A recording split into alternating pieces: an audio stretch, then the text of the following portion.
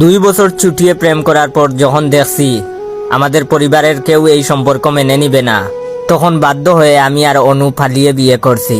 2 মাস ভাড়া বাসায় সংসার করার পর একদিন শ্বশুর বাড়ি থেকে ফোন আসলো আমার বউ অনুর কাছে। শ্বশুর বাড়ির লোকজন আমাদের সম্পর্ক মেনে নিয়েছে, আমাদের এখন ভাড়া বাসা ছেড়ে শ্বশুর বাড়ি চলে যেতে হবে, আমাকেও গড় জামাই থাকতে হবে। বউকে প্রচন্ড ভালোবাসি, তাই গড় জামাই থাকতে আমার কোনো অসুবিধা ছিল না। আমাদের আলাদা বাড়িতে থাকতে দিছে। শ্বশুর বাড়িতে কয়েকদিন থাকার পর একদিন বউ বলল আমাকে রান্না করতে। বউকে মারাত্মক ভালোবাসি, তাছাড়া মেয়েটা আমার সাথে আমার উপর ভরসা করে নিজের বাসা থেকে পালিয়ে এসেছিল, তার যেন কোনো কষ্ট না হয় সেদিকে আমাকে খেয়াল রাখতে হবে। তাই রান্না না পারার শর্তেও রান্না করলাম। মানচিত্রের মতো রুটি বানিয়েছিলাম। বউ রুটি হাতে নিয়ে হাসতে হাসতে মজা করে রুটি দিয়ে আমার মাথায় বাড়ি দিয়েছিল। এত শক্ত রুটি হয়েছিল যে আমার মাথা ফেটে গেছিল।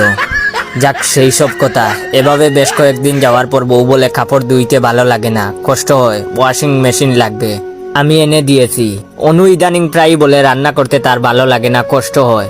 প্রতিদিন এমন কথা শুনতে শুনতে আমার বিরক্ত এসে গেছে, অলস হয়ে গেছে।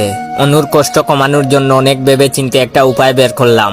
বউয়ের কষ্ট কমানোর জন্য বউকে না জানিয়ে আমি সুমাইয়া নামের একজনকে বিয়ে করে বউকে সারপ্রাইজ দিতে বাসায় নিয়ে এসেছি। সুমাইয়ার সাথে পরিচয় করিয়ে দেওয়ার পর অনু পরপর 3 বার ফিট হয়ে গেছে। তারপর আমার প্রথম বউ অনুকে বুঝালাম, তোমাকে মারাত্মক সেই লেভেলের ভালোবাসি তো, রান্না করতে তোমার ভালো লাগে না বলে আরেকটা বিয়ে করছি, যেন আমরা 3 জনে মিলে বাসার সব কাজ করতে পারি, তাতে তোমার কষ্ট কিছুটা কম হবে। অনু কি জানি কি মনে করে সুমাইয়াকে নিয়ে আমাদের রুমে নিয়ে গেছে। এরপর 3 দিন থেকে অনু আর সুমাইয়া লুডো খেলে, আর বাসার সব কাজ আমি করি।